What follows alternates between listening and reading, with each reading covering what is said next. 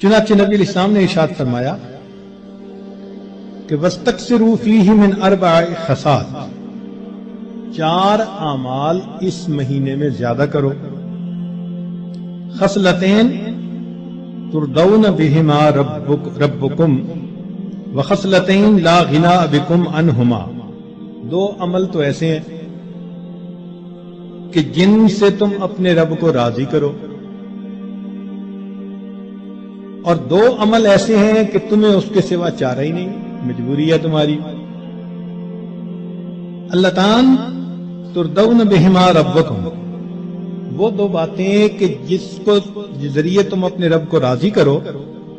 فشہادت اللہ الہ الا اللہ وتستغفرونہ، کلمہ یعنی کلمے کا ورد زیادہ کرنا، تحلیل زیادہ پڑھنا اور استغفار زیادہ پڑھنا.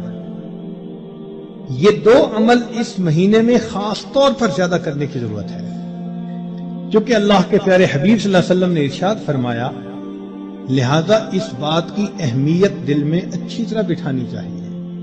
تو لا الہ الا اللہ کی بھی کثرت کریں،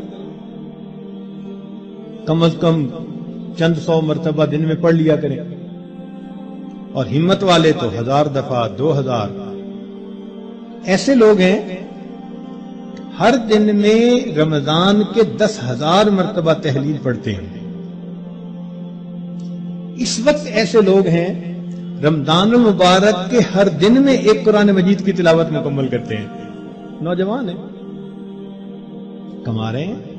وقت تو ایک جیسا ہے ہمارا بھی اور ان کا بھی، لیکن انہوں نے یہ محسوس کر لیا کہ اس وقت میں ہم نے اللہ کو راضی کر کے ہٹنا ہے. ان کے لیے یہ سارے کام آسان.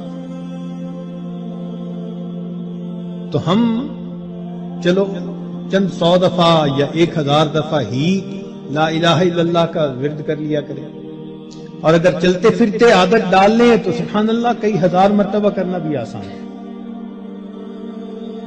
اور ہمارے اکابر سبحان اللہ، وہاں سینکڑوں اور ہزاروں کی بات نہیں ہوتی تھی، اور لاکھوں کی بھی بات نہیں ہوتی تھی، کروڑوں کی بھی بات نہیں ہوتی تھی.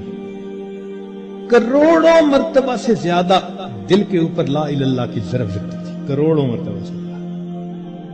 دل کے اوپر کتنا نور ہوتا ہوگا. اللہ اکبر کر دیا. اور استغفار کی کثرت کریں.